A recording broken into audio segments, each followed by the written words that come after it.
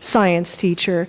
And I told them about a time that he defended me against a teacher, and to come to find out the teacher was actually the one who was trying to put the blame off on me. That teacher didn't particularly like me because I was particularly a loudmouth when I was in school. And what I came to realize as my life got longer is that when you're a loudmouth, it means that you have really low self-esteem usually. And so when Mr. Avery, I still can't call him Terry. His name is Terry Avery. I still can't call him Terry. Whenever I see him, I'm like, Mr. Avery. When Mr. Avery defended me in that instance, it was that time in my life when I began to understand that people saw in me things that I didn't see in myself. And I wouldn't get that message for a very long time. But one of the reasons why I loved Mr. Avery as our teacher was because Mr. Avery was one of those teachers who smacked you in the face. He just didn't let you get away with anything. In fact, he was a jarhead. He was a Marine. He served in Vietnam. And Mr. Avery ran his class just like we were in Vietnam, just like we were in a corps, with him. And I remember, I don't have anything to do it with, but I remember that on the very first day that you got into Mr. Avery's class, he would have you stand up and line up, and then he would go along and he would say, this one sits here. This one sits here, with his very long paddle that had holes in it. Now, back in the days of corporal punishment, do you know why they put holes in your paddle? Holes in the paddle? Because the air rushing through with the spank made it hurt worse. And so we were all scared to death from the very first day because, he would smack down his paddle on your desk and he'd say, "Mac to me, you sit here." I did not move out of that desk the first year I was in his science class because I was too afraid. But Mr. Avery was a good friend of my dad's, and so I kind of got a little bit of special treatment in that class. But this challenging persona that Mr. Avery had took us kids to places learning about this world that we never ever thought we would ever go. He had us dissecting things. I remember I got to borrow his dissection kit because one year for Christmas I got a dissection kit, and I was by that time so arrogant in my place with Mr. Avery that I needed to use his dissection kit because the one that came with the dissection kit I got for Christmas wasn't good enough. So I asked him if I could borrow his, and I dissected a frog at my house, and I thought my mother was going to keel over about that. But his big thing for us, his big thing that he wanted us to know was about how great creation is. And he would take us on field trips to go tramping through the fields of his farm. Or I remember one year he took us down to where I live, very close to Lock and Dam 18 on the Mississippi River. And so he took us down to Lock and Dam 18. And when you're a kid that's in 6th and 7th grade and they let you crawl to the top of the dam and you can stand on the top of the dam and look out at the water and the power of the water, that's a really life-changing thing. But what Mr. Avery was pointing out to us was all of the pollution that was along the dam, because of all of the people who just threw stuff into the Mississippi River. You can remember maybe back in the 70s, it was not a big deal to all of us that when we rolled down our car window to toss a glass bottle of pop that we had just been drinking out the window, or to toss out our candy wrappers, or to toss out our gum wrappers. We just didn't think about those things at that time in our lives. In fact, in the small town where I come from, they still burn leaves. They still burn leaves. And that's one of the things that I miss living here in Chicago, is that when September and October come up, I don't smell the burning leaves. Albeit that it's really bad for us to burn leaves, right? I love the smell of burning leaves. And they have burning barrels where you take your garbage out and toss them in and you burn your garbage. That still happens. When I was a kid, I never even thought about the fact that those actions would have consequences so far down the line. I never thought about the fact that one tiny piece of gum wrapper would be laying along the side of the road 25 years later. So what Mr. Avery tried to do, and I think probably because he was a man of the land, he was a farmer, he still is a farmer, he had been in Vietnam, he had seen what was going on there, he knew the perils of the things that we did in Vietnam with Agent Orange and all of that sort of stuff.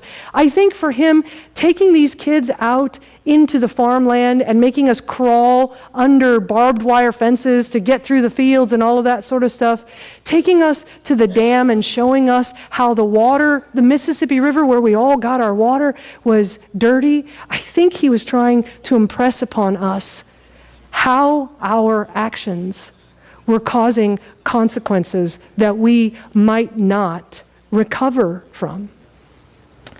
I don't think I learned that lesson very well. Because as I told the children, you almost cannot separate me from this bottle of water. I am just so lazy, and I detest the taste of tap water so badly that I just keep buying water bottles. When I know that the water bottles, if I don't be careful and recycle them, they will stay in a landfill somewhere forever.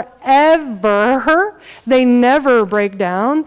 And I know that even when we recycle them, it's not the greatest thing that we're doing for the world. And Kathleen just told me the other day that even when we turn these in to be recycled and cut up and used to make clothing, they throw off glass shards somehow in that kind of processing that we do. I know that deep down inside of me, I know this is not good.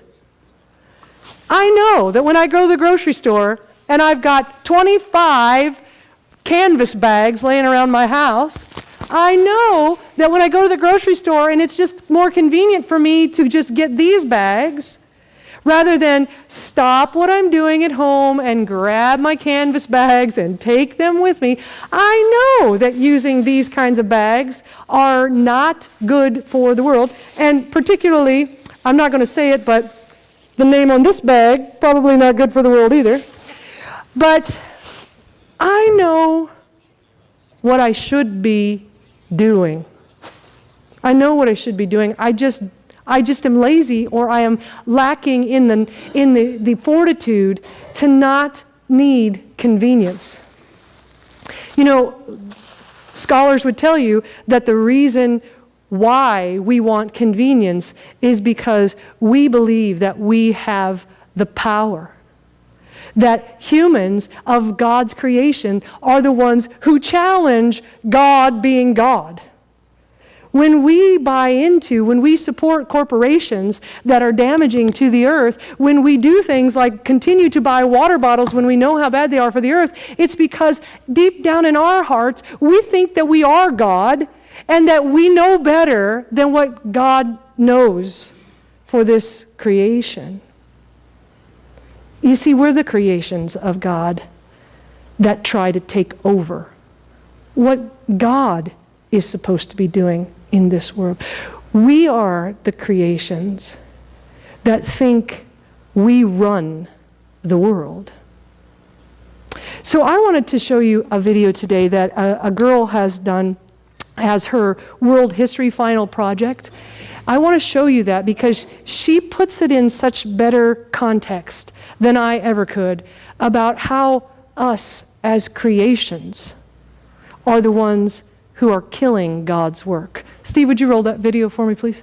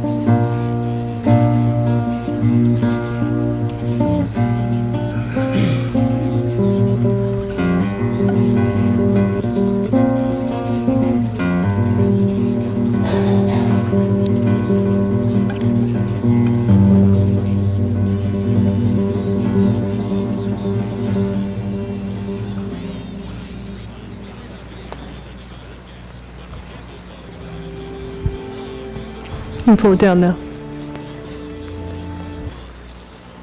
I know that video is a little long, but when it comes to the survival of the world that God has given to us, 1 or 2 extra minutes of our lives to do some learning is not so much to ask.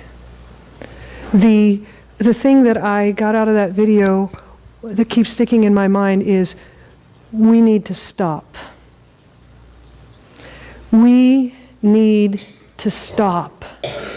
And for the context of that video, I'm sorry that it was cut off on the side a little bit because of the width of the actual uploaded video, but I think you got the context of it.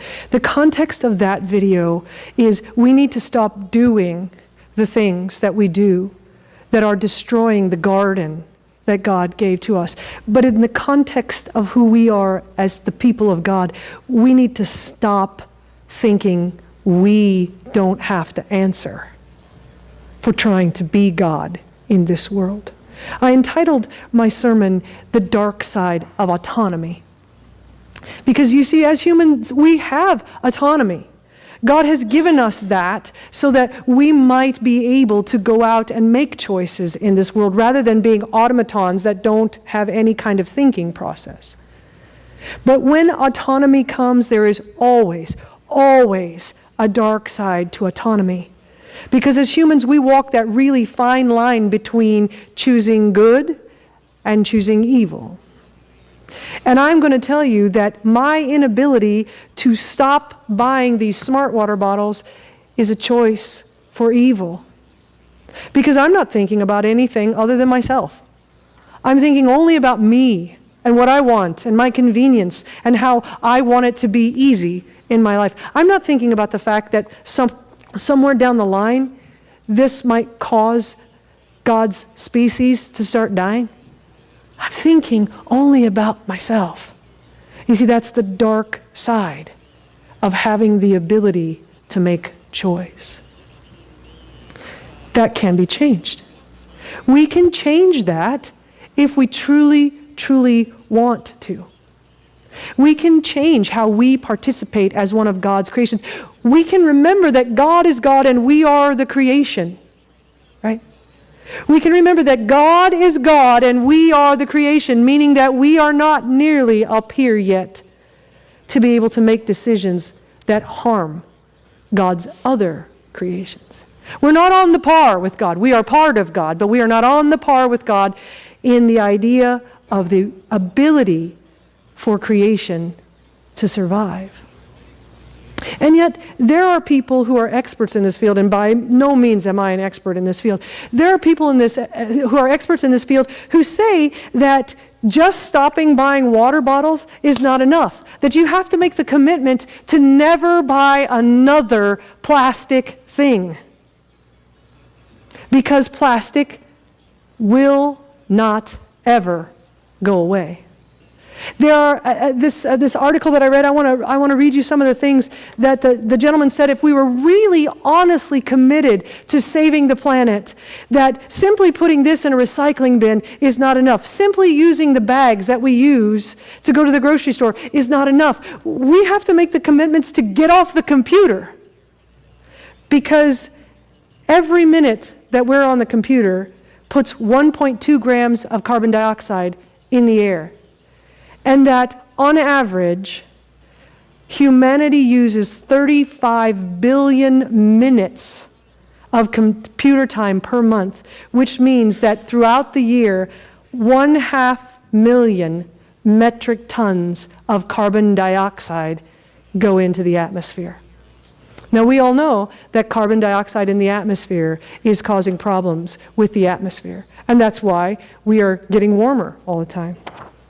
Here's the one that I really resist. Amy, I think you're going to go along with me on this one. We have to give up bacon. This expert said you got to give up eating food that cause so much problems with raising them in the world. That's a very difficult one for me. No disposable plastic. We have to learn to stay home. We have to stop all this driving, and we have to stop taking short plane trips when we could drive there. If we have to take a plane trip to, let's say, Iowa, instead of flying from Chicago to the Quad Cities, perhaps maybe we could drive to the Quad Cities. If you're going to take a plane trip, make sure you're going to Europe or Hawaii or somewhere. And the other one, that the guy said, if we're really serious about saving the planet, don't have children. Because kids take a lot of energy. And the more humans that there are on the planet, the more that the world is going to suffer. Now, I don't agree with that one either. Because eventually, who are we going to leave the planet to? Right? Right. So maybe have, like, instead of having 18 children, we have 2 children, or we have 4 children, something like that. You see, taking care of God's creation needs a lot more commitment than I think a lot of us are prepared to make. And I'm not saying that recycling and doing the things that we can do won't make a difference. But in the long run, it's going to take a lot more. It's going to take a deeper commitment out of us to make sure that this planet is sustained. To make sure that our convenience, that factor that we so cherish in this world, does not trump the squirrels or the birds or the fishes or the air. The road that Bea talked about, that movie that we watched in Real People, it was about a cataclysmic sort of event that caused everything on the earth to die. And how nothing survived. And how the people who were the survivors, the few amount of people that were survivors, then what happened was they all were trying to kill one another for a food source. We may not see this in our lifetime, our children may not see it in their lifetime, but perhaps maybe our great-great-grandchildren might get to that point where there is such a revolution of the creation that everything dies so that everything can start again. The video said, our job is to leave this place better than we got it. And I'm not so sure how seriously we are taking that this place is a gift to us. So our challenge is to begin adopting that mindset that what the world is, what the trees are, what the sky is, what the water is, what the animals are, all of those are gifts to us. And to stop rejecting those gifts. To start for us understanding that we all come from dirt, we all go back to dirt somehow, and that because of that, we are the squirrels, we are the air, we are the earth.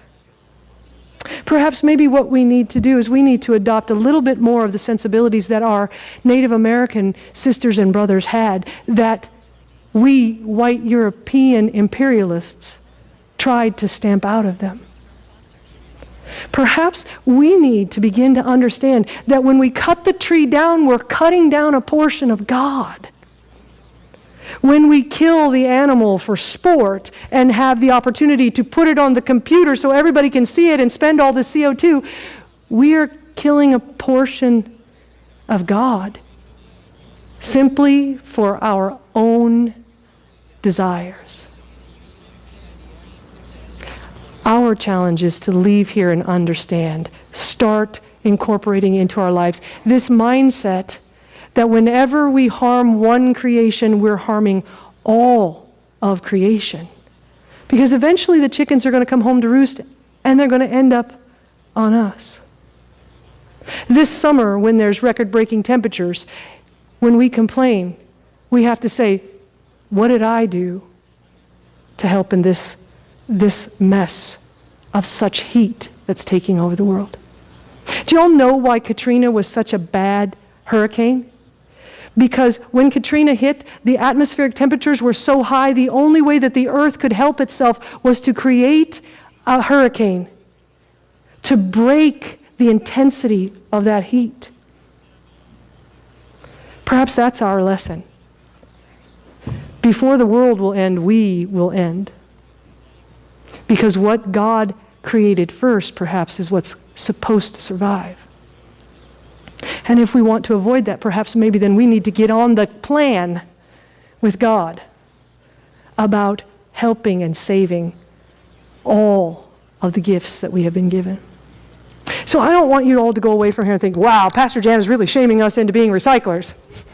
But I want you to go away from here today feeling like Pastor Jan is really shaming us into being recyclers.